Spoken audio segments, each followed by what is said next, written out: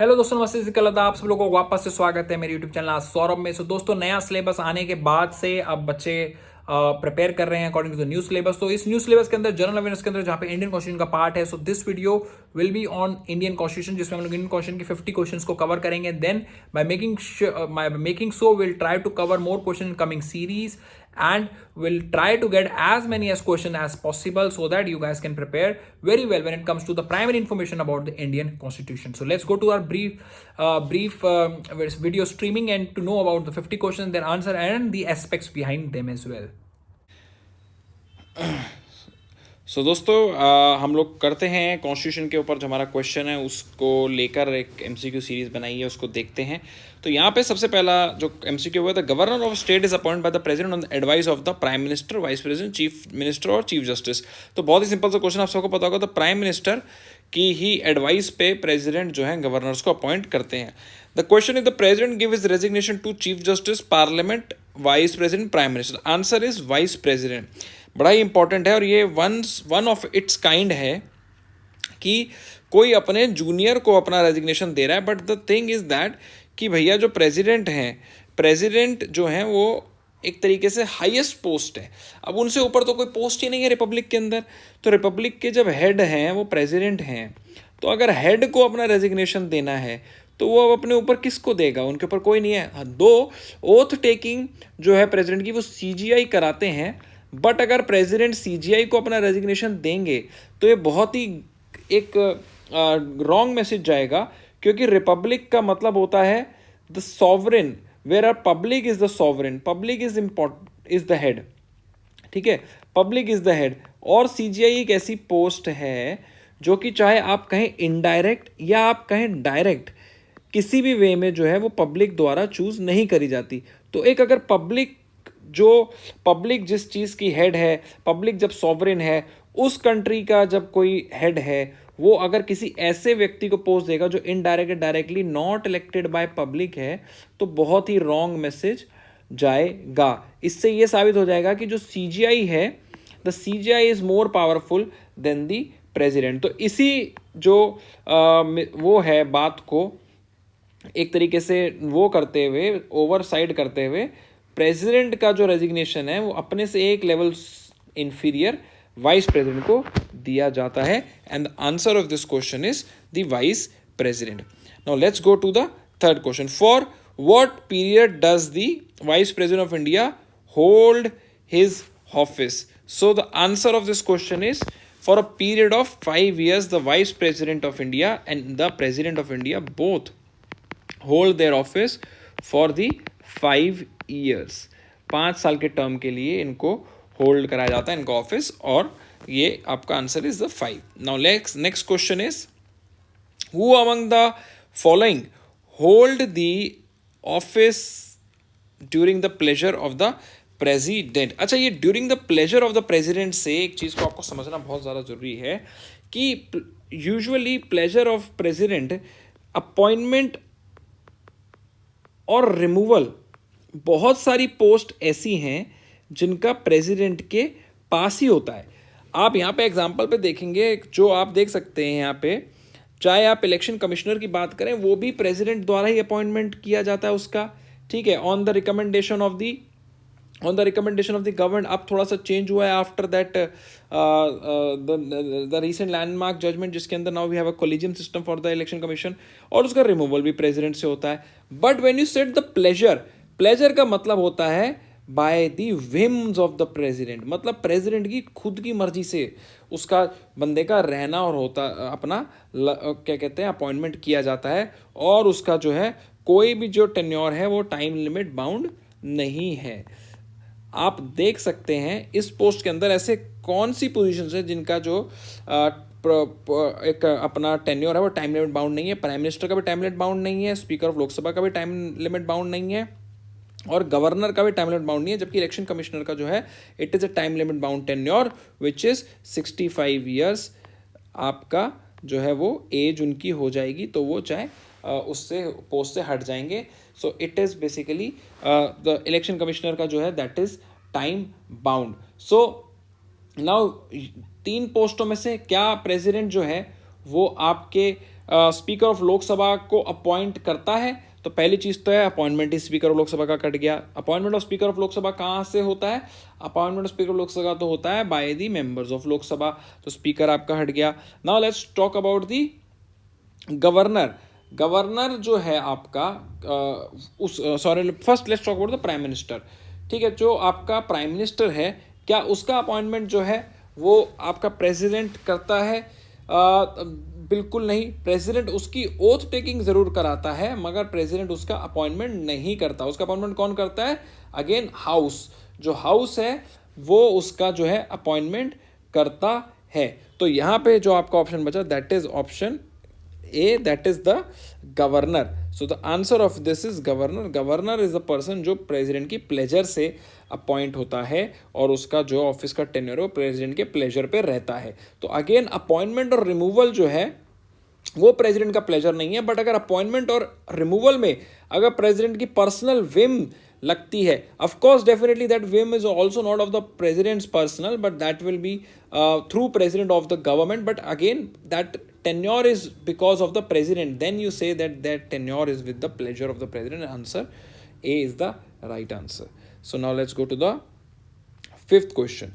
So fifth question here is talking about which of the following is not true regarding the payment of emoluments to the president? They can be reduced during financial emergency. They are shown separately in the budget. They are charged on the contingency fund of India. They don't require any parliament sanction. तो इसका जो answer है that is C. इसका जो answer है that is सी।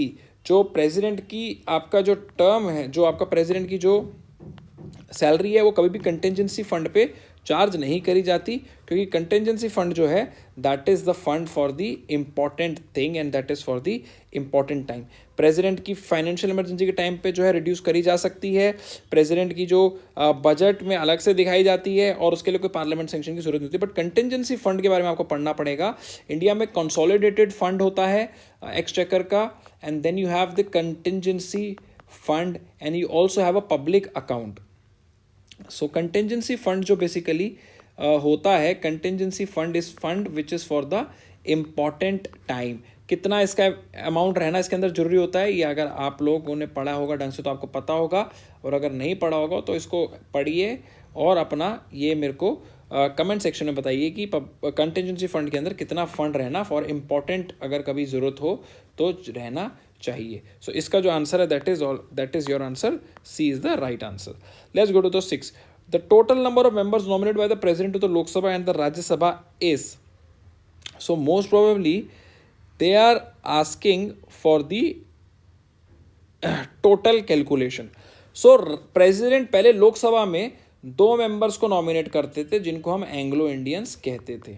ठीक है, Anglo Indians को नॉमिनेट करा जाता था प्रेसिडेंट द्वारा। और राज्यसभा में आपको पता है 12 मेंबर्स नॉमिनेट करे जाते हैं। तो अगर आप देखेंगे that thing, that should be the answer should be 14, but यहाँ पे आंसर 12 होगा, क्योंकि जो ये 2 मेंबर एंग्लो इंडियंस वाला है ये हमारा जो है 2019 लोकसभा के बाद से हटा दिया गया है, और अब कोई एंग्लो इंडियंस के लिए 2 पोस्ट जो है नहीं रखी जाती हैं। It's have been remove by constitutional amendment, and I will request you guys to let me know कि what are those constitutional amendments in which the Anglo Indians the reservation for the seats of Anglo Indians have been removed. So answer is basically 12. यहाँ पे answer इन्होंने 14 दिया हुआ है, but that is wrong answer, क्योंकि जो आपका Anglo Indians की वो पोस्ट है दैट हैव बीन रिमूव्ड। ठीक है, so now let's go to the which one of the following doesn't constitute the electoral college for electing of the president. तो president आपको पता है कि इलेक्टोरल कॉलेज से आते हैं, तो इनमें से कौन सी पोस्ट है जो इलेक्टोरल कॉलेज के लिए, कौन से लोग हैं जो इलेक्टोरल कॉलेज में पार्ट नहीं ले सकते। तो option is elected members of Lok Sabha, elected members of the legislative assembly of each state, elected members of the legislative council, और elected members of the Rajya Sabha. तो इसके अंदर आप बताएं कि ऐसी कौन सी पोस्ट है, ऐसे कौन से लोग हैं जो पार्ट नहीं ले सकते। तो क्या कहते हैं, ये ऑप्शन आपके सामने यहाँ पर है। Now you have elected members of Lok Sabha, elected members of legislative assembly, and elected members of the legislative council, and elected members of the राज्य सभा। तो यहाँ पे जो आपका आंसर है जो प्रेसिडेंट के में पार्ट नहीं ले सकते that is the legislative council. Legislative council के जो मेंबर्स हैं they cannot take part in the election of the president. ठीक है. Now let's go to the 8th question. The Council of Ministers in parliamentary type of government can remain in office till it enjoys the support of the minority of the members of the upper house, majority of the members of the upper house, minority members of the lower house, और majority of the members of the lower house. तो जो council of minister है that also includes the prime minister, वो कब तक power में रह सकते हैं? जब तक उनके पास मेजॉरिटी रहेगी आपका लोअर हाउस यानी लोकसभा में. आई होप आपको पता होगा लोअर हाउस क्या है, तो the D is the right answer. आपको आई होप पता होगा लोअर हाउस लोकसभा को कहते हैं, अपर हाउस राज्यसभा को कहते हैं. So which of the following appointment is not made by the president of India? Chief of the army, speaker of the Lok Sabha, chief justice of India, chief of air force. मैंने आपको बताया था स्पीकर ऑफ लोकसभा को president जो है वो appoint नहीं करता. तो इसका आंसर है that is B, that have been appointed by the members of Lok Sabha. So who appoints the Prime Minister of India? So the Prime Minister of India is appointed by the President of India. It is elected by the Lok Sabha. लोक सभा elect करती है अपने leader को, ठीक है, and then that leader been appointed as the Prime Minister of India by the President. So the answer is President of India.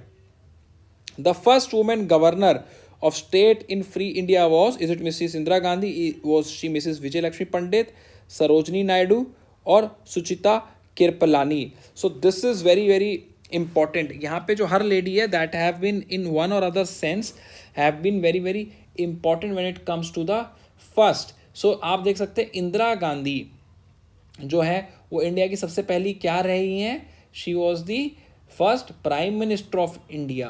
India की सबसे पहली फीमेल प्राइम मिनिस्टर जो है she was Indira Gandhi. Then you have Vijay Lakshmi Pandit. Vijay Lakshmi Pandit you can say was the Vijay Lakshmi Pandit was the first woman you can say to the UN पे जो विजय लक्ष्मी पंडित थी, she was the first envoy of India to the UN. Then you have Sarojini Naidu, which is the answer of this question. Sarojini Naidu was the first governor. Sarojini Naidu was also known as the Nightingale of India. ठीक है, तो she was the first governor, elected governor of your India. Then you have Sucheta Kripalani. Sucheta Kripalani जो हैं she was the first CM, first female CM of India. Sucheta Kripalani was the first female CM. ठीक है, तो you have a CM, first female CM, you have the first female PM, and then the governor is Sarojini Naidu. ठीक है. Minimum age required to contest the presidentship election. The minimum age required for the presidentship election should be your age of 35 years. ठीक है, 35 years you need to of the age of the the age to elect contest the election of the president is 35 years. 30 years you need to be the member of Rajya Sabha and 25 years you need to be the member of Lok Sabha. So 35 years is the right answer. Then you have the charge of impeachment against President of India for his removal can be preferred by both houses of the parliament, Speaker of Lok Sabha, Chairman of Rajya Sabha, or you have the other option is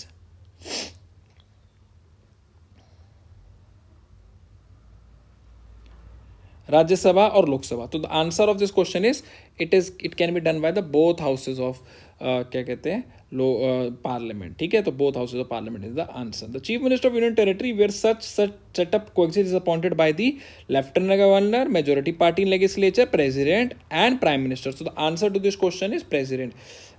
The only chief minister CM of UT is the CM which is appointed by the president or by a person appointed by the president, which is for most of the time is the lieutenant governor. So the answer is a president. यहाँ पे जो है lieutenant governor लिखा है, this is wrong answer. जो आपका CM है, जो यूटी के सीएम है, that have been always appointed by the president, क्योंकि जो यूनियन टेरिटरीज हैं they have been ruled by the they have been under the direct supervision of the president. ठीक है. Who was the first Prime Minister of India? Of course, first Prime Minister of India, I hope everyone knows, was Jawaharlal Nehru. ठीक है, तो very simple question, very elementary question. ठीक है, who was the first Prime Minister? Jawaharlal Nehru was the first Prime Minister. Then you have a question. In case the President dies while in his office, the Vice President can act as a President for maximum period of. So, what is the maximum period a Vice President can act? So, दोस्तों जब भी कोई ऐसा सवाल आता है ना हमारे कॉन्स्टिट्यूशन के अंदर, जब भी ऐसी कोई पोस्ट होती है जो खाली रखी जा सकती है for a maximum period, always say for answer is 6 months.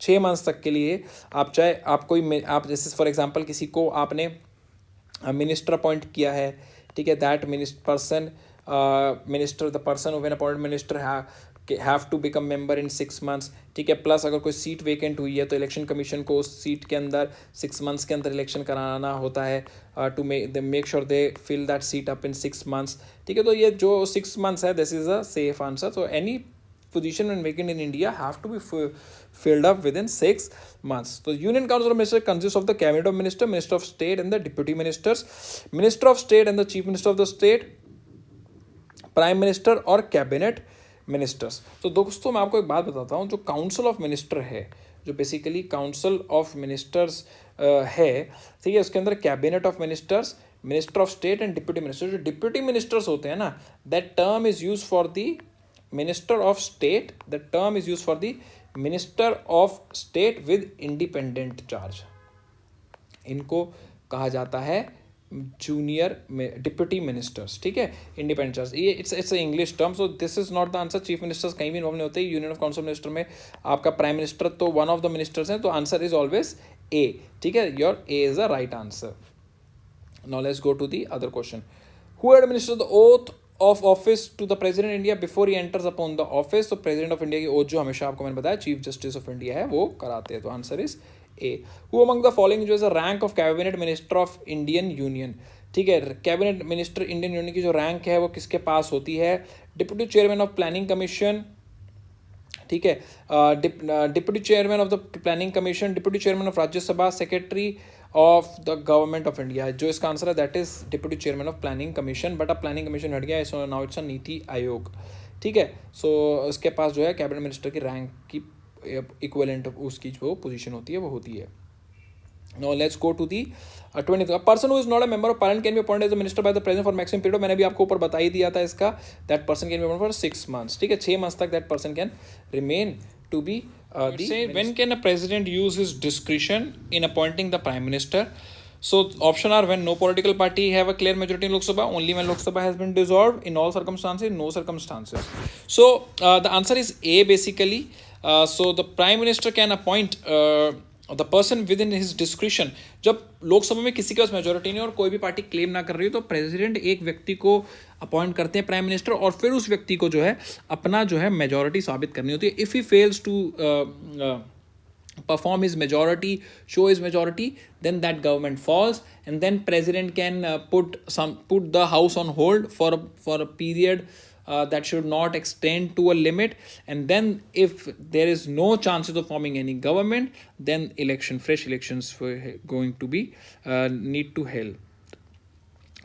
If in a country there happens to be office of monarchy as well as parliamentary form of government, this monarch will be called the head of the state, head of the cabinet, head of the government, or both head of the government or the head of the, so they are talking about the monarchy part of the parliament. So आपने ये देखा होगा England के अंदर they have this part, and if that thing happen then the person called the head of the state only. The queen is the head of the state in now it's king Charles, so he is the head of the state.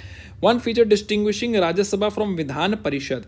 Rajya Sabha और विधान परिषद यानी legislative council की बात यहाँ पे करी जा रही है, ठीक है। इनके बीच में क्या फ़र्क है? एक डिफरेंस है पावर ऑफ इम्पीचमेंट, ठीक है, indirect elections, okay, nomination of members, okay, tenure of membership. तो इनके बीच में जो सबसे एक वन फीचर है जो डिस्टिंग्विश करता है राज्यसभा को विधान परिषद से, तो वो जो आपका है that is your power of impeachment.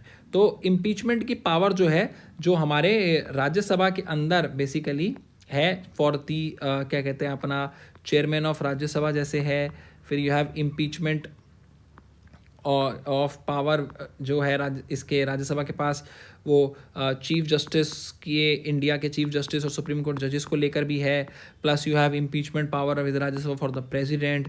तो ऐसी कुछ भी इम्पीचमेंट की पावर जो है वो आपके यहाँ पे नहीं। इनडायरेक्ट इलेक्शन उसमें भी होते हैं, नॉमिनेशन मेंबर इसमें भी होते हैं, टेन्योर मेंबरशिप दोनों का ही 6 years का रहता है, तो there is no difference in that. So there is a power of impeachment जो राज्यसभा के पास है and which is not with the Vidhan Parishad. So chief minister of all the states are ex officio members of the planning commission, national development council, interstate council, or finance commission. So the answer towards that is your interstate council. जो interstate council है, that is a body of PM and the CMs. तो ये CMs और PM की body है जिसका interstate council हम लोग कहते हैं. इसके बारे में आप लोग थोड़ा डिटेल में जरूर पढ़ें. Who among the following has a final right to sanction the expenditure of public money in India. So आखिरी जो फाइनल जो right to sanction expenditure of public money है, that resides with speaker, president, prime minister and parliament. So always remember that is basically the president के पास जो है वो final right रहता है सैंक्शन करने का एक्सपेंडिचर ऑफ पब्लिक मनी. ठीक है, अब हम चलते हैं अगले क्वेश्चन पे, 26 नंबर पे. So 26 question, which of the following is not essential for qualification of appointment as a governor. He must not be member of either of the parliament.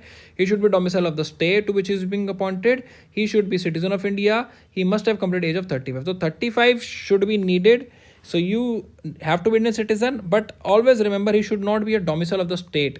ठीक है, this is not needed. So answer should be definitely B, क्योंकि आपने बहुत बार देखा होगा different states के लोगों को अलग अलग स्टेटों पे जाके गवर्नर्स बना दिया जाता है. He should not be a member of either of the house of the parliament. B is a very important condition. The president nominates 12 members of Rajya Sabha according to their performance as office bearers of cultural society, the recommendation made by the vice president, their role played in political setup of the country, their distinction in the field of science, art, literature and social. The answer D is the right answer. And always remember there are these science, art, literature and social service. So there are these basically 4 parameters in which the members to Rajya Sabha are always elected. So always remember these 4 parameters. Which article of constitution empower president to appoint commission to investigate the condition of backward classes in general and suggest ameliorative measures? So it's like article 342, 344, 340, 339 and the answer is 340. So article 340 के अंदर basically जो है वो president के पास power है to appoint a commission to investigate condition of the backward class in general. ठीक है, and suggest other measures for the help. Who can initiate impeachment proceeding against the president? So it is like either house of the parliament. So this is have nothing to do with the Lok Sabha Rajya Sabha. But जब आपने VP को remove करना होता है तो that should always be initiated by the members of Rajya Sabha. But in president either house of the parliament can start the proceeding for the impeachment of the president. ठीक है, who was the member of Rajya Sabha when first appointed as the prime minister of India? तो इनमें से कौन सा member था राज्यसभा का जो सबसे पहला प्राइम मिनिस्टर बनाया? तो the answer of this question is Indira Gandhi. Indira Gandhi सबसे पहले राज्यसभा के मेंबर थी जिनको प्राइम मिनिस्टर बनाया गया था. What is the minimum age for the appointment of a governor? तो appointment of governor is 35 years. 35 साल की एज गवर्नर की होनी चाहिए. It is in very similar lines with the president of India. ठीक है, president of India की similar lines पे है ये. Again, chief minister of a state is responsible to the prime minister. ठीक है, other options are is responsible to Rajya Sabha, legislative assembly or governor. So answer is legislative assembly. Always remember the union of ministers.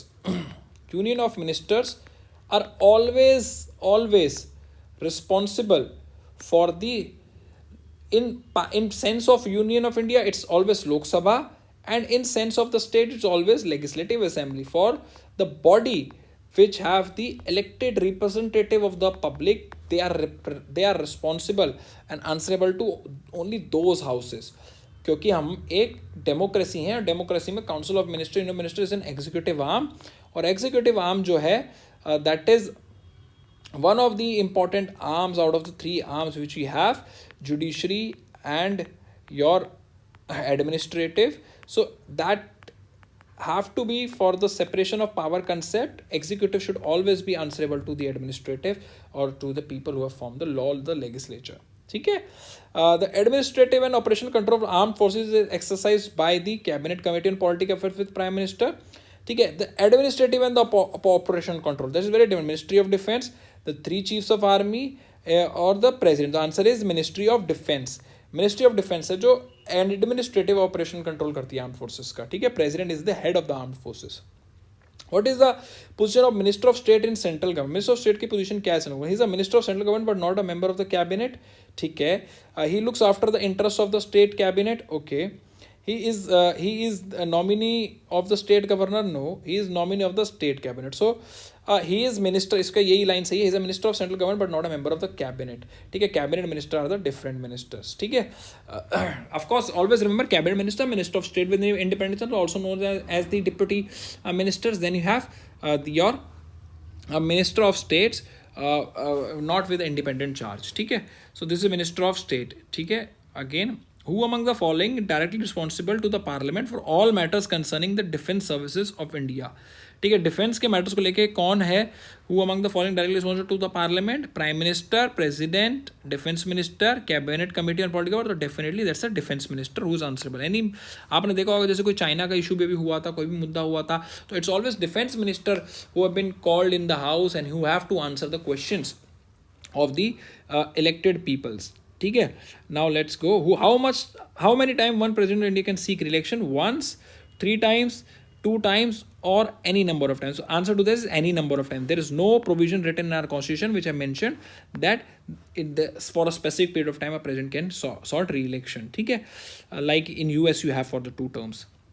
Who among the following has the power to form a new state within the Union of India? So the power to form the new state, whether it's like Speaker of Lok Sabha, President, Prime Minister, Supreme Court. So answer is always the president, but of course the president can form it but with the help of the parliament, और क्या कहते हैं parliament में एक amendment के through you have to basically it's forming a new state is not an amendment, sorry, but parliament के अंदर by passing the legislation you can form a new state, and for that you don't need a special majority, a simple majority will do. ठीक है, is the prime minister bound to advise the president on matter on which his advice is sought? Is the prime minister bound to advise the president if the council of ministers so desire? Yes, no, or other option भी देख लेते हैं. Other option is your it's discretionary. तो answer is yes. Prime minister, president have a discretionary power to ask for the advice of the council of minister, and when they ask the council of minister should always advise. The prime minister should always advise. When the vice president officiates as a president, he draws the salary of chairman of Rajya Sabha, both A and C, president or a member of parliament. So when vice president officiates the president, he draws the salary of the president. ठीक है, जब वो president की तरह काम कर रहा है तो उसको president की salary ही मिलेगी बस. Who among the following can attend meeting of the union cabinet? President, cabinet ministers, ministers of state और deputy ministers. तो answer here is the cabinet ministers only. ठीक है, आपने कभी नहीं सुना होगा president किस बारे. deputy minister मैं आपको already बता चुका हूँ, are the junior minister, minister of state with the independent charge. Who among the following has a constitutional authority to make rules and regulation fixing the number of members of the UPSC? तो जो भी rules and regulation है UPSC से लेके आपके कुछ भी होंगे, that will always be done by the president of India. President of India ही चेयरमैन ऑफ यूपीएससी अपॉइंट करता है. प्रेसिडेंट ऑफ इंडिया ही जो यूपीएससी के मैटर्स हैं उनको डील करते हैं. Under whose advice the president of India declares emergency under article 352? तो this is have to be done under the cabinet. The answer here is cabinet, not council of ministers, not prime minister or not the chief minister also. It's only this word, the cabinet word, have been only used under article 352 in our whole constitution. The answer is cabinet. Who acts as the president of India when neither president or vice president is the chief justice of India? So chief justice of India जो है, और ये कितनी बार ऐसा हुआ है? Who is the member, who is the esteemed judge who have served as the chief, who have served as the vice president, the CGI and the president? Mohammad Hidayatullah. ठीक है, Mohammad Hidayatullah was the esteemed judge who have done it. So chief justice of India is the answer. So 44th question is a proclamation of emergency issued under article 36. तो article 36 के अंदर तो कोई emergency issue नहीं होती है. अब मेरे को ये नहीं पता ये 352 पूछ रहे थे या 356 पूछ रहे थे या 360 पूछ रहे थे कि emergency इन तीनों के अंदर आती है. तो proclamation must be approved by the parliament. Look, if they are asking about 352 then it's 1 month. ठीक है, if 356 and 360 then 2 months. यानी फाइनेंशियल इमरजेंसी और प्रेसिडेंट रूल को आप 2 महीने के अंदर पार्लियामेंट से अप्रूव कराएं, but when you talking about national emergency they have to be approved by the parliament under 1 month. और अगर लोकसभा जो है डिसॉल्व है या उस समय वर्क नहीं कर रही है और राज्यसभा ने जो है वो पास कर दिया है आपकी इसको प्रोक्लेमेशन ऑफ इमरजेंसी को, तो लोकसभा जब भी आएगी, जब उसकी फर्स्ट मीटिंग होगी, तो उसकी फर्स्ट मीटिंग के 6 हफ्तों के अंदर, 6 वीक्स के अंदर, you also have to get it pass through the Lok Sabha. तो I don't know whether it's 356, I guess 6 है तो 356 होगा, then that should be 2 months. Let us see the answer. So it's 2 months only. ठीक है. The Union Council of Ministers is appointed by the President of India according to his discretion. President of India on advice of the Prime Minister. So this is the answer. President of India appoint करता है by the advice of the Prime Minister. So 46th question is the President can proclaim emergency on the written advice of the Union of Cabinet, which we have already discussed above. Union of Cabinet की जो है advice पे आपको ये होगा. इसमें prime minister लिखा हुआ, दैट इज रॉन्ग आंसर. पहले it was the prime minister, but आपके जो है हमारे 44th अमेंडमेंट के अंदर कॉन्स्टिट्यूशन में चेंज करके स्पेसिफिकली मेंशन कर दिया गया है कि रिटर्न एडवाइस जो है वो कैबिनेट की आपको होनी चाहिए. The union council of ministers collectively responsible to president, house of people, prime minister, house of people. I have already told you above कि जो भी आप इलेक्टेड मिनिस्टर, जो भी काउंसिल ऑफ मिनिस्टर जो है वो हमेशा इलेक्टेड हाउस के लिए ही रिस्पॉन्सिबल होते हैं. Article 78 of the constitution deals with the President power to get information from the Council of Ministers, Prime Minister duty regarding keeping the President informed of the government's decision and policies, emergency power of the President. The answer is President's power to send advisory message to the Parliament. 78. वैसे usually आपको ऐसे questions आएंगे नहीं DULB के अंदर, but still it's for the knowledge basis. Can be continue for a maximum period of, so basically like 6 months के gap पे, so for every 6 month you can extend, you can matlab get it for a continuous period of 6 months, then you have to extend it, go to parliament again, and then you have to get for another 6 months, and by keep doing so you can do it till 3 years. 3 साल तक ही आप ऐसा कर सकते हैं. और specifically तो 1 साल के बाद, 1 year के बाद आपको एक ही रीजन पे एक्सटेंशन मिल सकता है थ्रू पार्लियामेंट पे वोटिंग के थ्रू सिर्फ तभी एक्सटेंशन मिल सकता है अगर इलेक्शन कमीशन लिख के दे कि जो है elections are not possible, election not possible अगर लिख के दे तभी ये हो सकता है, वरना नहीं हो पाएगा. तो answer for this is 6 months basically, क्योंकि यहाँ पे 3 years लिखा ही नहीं है कहीं पे, and this is can only happen this way. So I hope आप लोगों को 50 क्वेश्चन जो हमने आज कॉन्स्टिट्यूशन के करें अच्छे से समझ आए हो, और जनरल अवेयरनेस के पार्ट के अंदर कॉन्स्टिट्यूशन कवर होगा. So this is very very important stuff. So ऐसे प्राइमरी क्वेश्चंस आपको कॉन्स्टिट्यूशन के आने चाहिए. This series will continue and I get more 50 questions and will try to get almost 200+ questions for your preparation.